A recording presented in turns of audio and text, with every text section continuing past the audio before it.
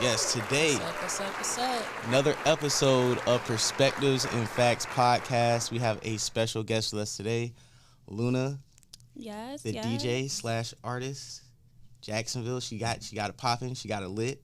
For real. Every weekend, anywhere and everywhere, pretty much. Anywhere, everywhere. But you're at Hop Tinkers on Saturdays. Every Saturday. 10 to 2 a.m.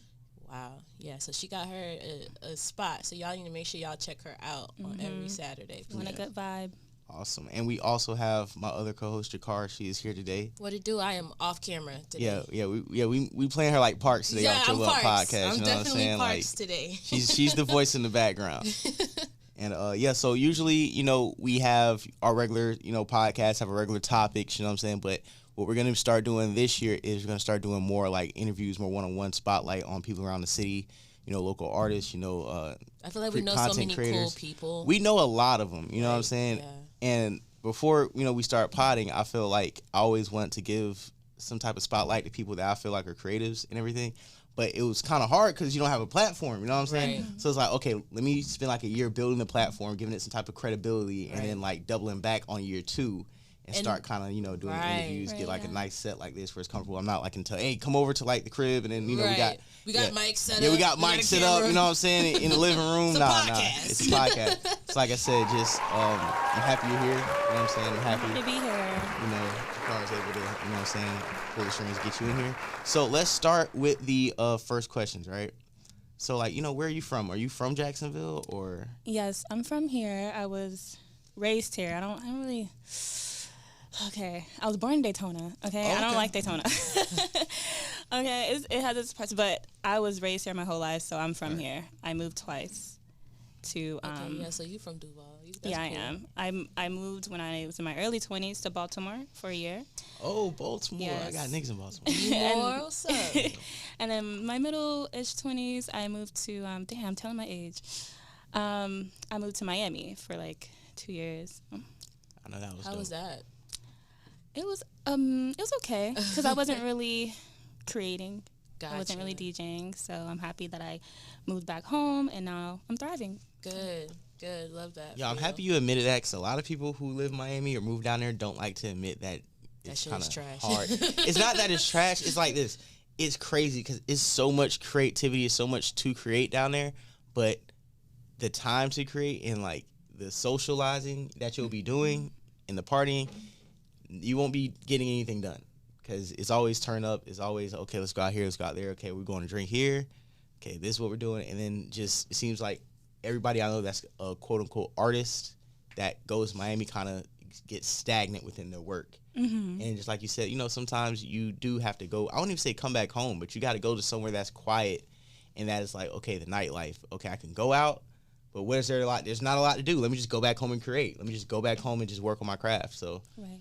I love Miami, though. I'm not going to front. I do love Miami. Yeah. I do miss it. Yeah, I love Miami, too. My first time there was last year. Really? Yeah, you did go. What was it? Last summer? It was my first time. Yeah, I went to go see Future and Kodak Black and City Girls and all that stuff. Was it Rolling Loud? No, Rolling. No. It wasn't Rolling Loud. It was just like it was Veterans Day weekend or something like that. So like we were going there.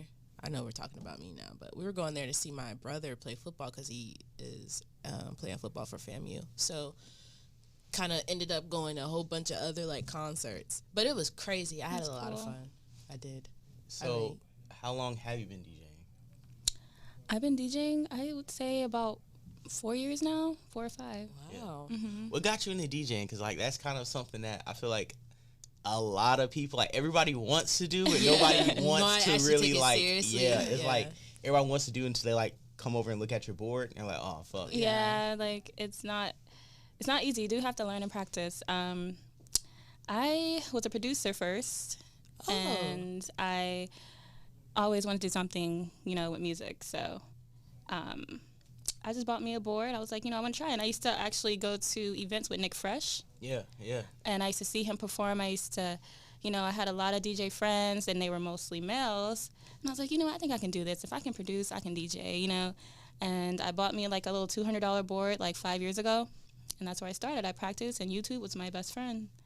So YouTube, man. is the key. YouTube. YouTube I tell University. anytime, don't ask me about nothing, bro. Just YouTube it, man. YouTube and Google, okay? That I didn't ask nobody for help, you know. I did, you know, like go to, because my DJ friends, they actually have vinyls and turntables and stuff, so, you know, they helped me here and there, but mostly, like, it was all me, mostly, so. I know, that's right. And, you know, I've been to a handful of your sets, so one thing I'm really excited to ask you is your style of DJing. Because depending on where you go, you're going to get a different set. Yeah. You know what I'm saying? It's Like, never the same. It's a lot of DJs who literally, they'll take the same set on anywhere they go. Like, you can even know, like, okay, what time is it? Okay, they're going to play this. They're going to play that. Like, you'll go to a certain spot and, like, your set, like I said, from a hip-hop club or from, like, a predominantly, like, white club, or, like, you just know your set and you know your audience. So what is your style of DJing? Honestly, my style is just reading the crowd. I am very, like, diverse, and, like, you know, my music taste is very broad. Right. So, you know, I listen to literally everything, not so much country, but everything. And I can tell, like, when I'm reading the crowd, I can tell what people like. You know, when you're a DJ, you definitely have to watch the crowd, because, you know, you're seeing people who's not dancing, who is dancing. So I try to cater to everybody. You know, I remember one time I played rock music, you know, to cater to, you know, a lot of people, white people, you know, of course, like white music, and a lot of black people do too, like me. And I grew up listening to a lot of rock music, and I played something, and someone was like, why are you playing that? Turn it off. And I was like, do you see them dancing over there? They're having fun. They love it. So, you know, I get that sometimes, but I don't really care what other people think. Right. I'm going to play what I want. Yeah. You know, so. That's good. So have you ever, like, played a song where you felt like you lost the crowd? That's one. And have you ever, like, had, like, maybe, like, a 2 to 3 song lineup, like, oh, I'm about to fuck these niggas up? I do, because I honestly, one of my favorite genres to play is house music. Yeah. And not everybody likes house music. So sometimes I'll, you know, be a hop singer playing house music, and everyone's just like, okay, you know, some people are like, yeah, you know, I love this. But when I switch it up, you know, I know I'm going to, can I curse? Yeah, man, fuck yeah. Hell yeah, nigga, this real shit. Like this out up, nigga, what you mean? Man, we be pulling up in this motherfucker. I know I'm going to fuck it up, you know, by just reading the crowd. Because, like, you know, in the beginning, you don't really want to fuck it up. Right. Yeah. You don't want to. I know what songs, you know, and I try to put people on too at the same time. And some people are like, yes, what is this song, you know? And I love doing that. That's the main thing I love to do, is putting people on. When I know I'd be feeling like that too. Whenever somebody in the car or something like that, they'd be like, "What songs?" Be like, "Hell yeah, yeah." Okay, this is a question I've always wanted to ask DJs. Is it like a song that you kind of hate, but you know you kind of have to play? Yes, I would say. It's probably more than one. Yes, honestly, I do like Drake, but I have to play him a lot, it seems, you know. People always want to hear Drake. And the song I don't really like playing, I don't like playing a lot of songs. I don't really care to play Who Won't Smoke. I don't really care to play that. I like these answers. You know what? I like these answers, yo. She about to go there. Nah, she about to go there. I can feel like she probably put some in the tuck. But she right, though. Like, that song get played out real quick. Yeah, it does. I'm not gonna lie. I do like to play a lot of new music, old school music. You know, I try to, like, put people on to new artists here that don't get a lot of light as well. Right. But if I could really just play things that I want to play, I would. But sometimes I do have to please the crowd, which is okay. I don't really like requests, but I will take them sometimes because I'm a nice person. Why do DJs hate song requests? Because we're working.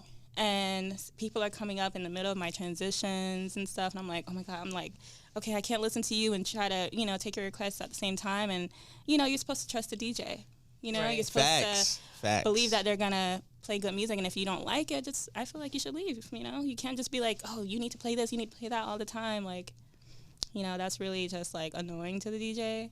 You know, unless, I mean, one time this person tipped me $400, so I was like, all right, I'll play whatever you want. I'll be your jukebox. What you want to hear, you know? So I didn't mind that. Somebody come up to a DJ one time and was like, play Old Town Road. It's like, hell no. Oh, my goodness. Yeah, and they request songs that don't even fit the setting. Right. Ooh, so I'm just like, you just want to vibe, huh?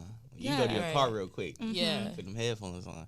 Well, you know, what I'm enjoying about this interview right now is that I do have like I said, I have a lot of questions, but some of your answers make me want to ask like questions that aren't on here. So, is it the reason why you don't like playing Drake? Is it because Drake is so big, he's kind of his own genre, or is it the fact that his music sometimes doesn't fit into the vibe? Like sometimes it's too commercial to kind of like. Yeah, sometimes it doesn't fit into the vibe.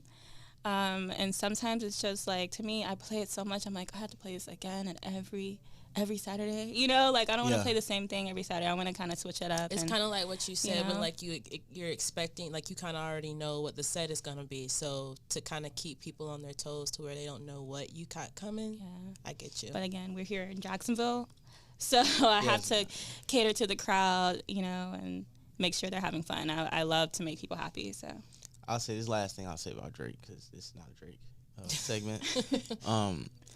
Man, I just feel like if people would appreciate a lot of the B-sides of his catalog, I would much more appreciate listening to his music. Yeah. Like DJ said. Like I love like a lot of his music, and the popular songs are, you know, what gets played. Yeah, but you don't. We all hate them because they get played on the radio like too exactly. Much. So yeah, it gets played out. I don't want to hear One Dance. Hell yeah, no. I don't want to hear I don't really Energy. like to play that. Yeah. No. You know, what else is it? Another song of his I always play. TT, do you love me? Oh hell no. That too. And that Tootsie Slide. Tootsie Slide. What's the one? What's that female empowerment song he dropped? But this is no Drake hate. It's not. No, we love Drake. The Lauryn Hill loop. You know what I'm talking about? Oh, that's you just did it. TT. No. It was the other one. The one. Oh no. Oh, I think I know what you're talking about. It's on the tip of my tongue. You know what I'm talking about? I forgot. I don't even want to. I know what you're talking about. Hit the melody because it's annoying. But yeah, I know what you're talking about. I know exactly what you're talking about. All right. Well, what are some like your favorite albums right now?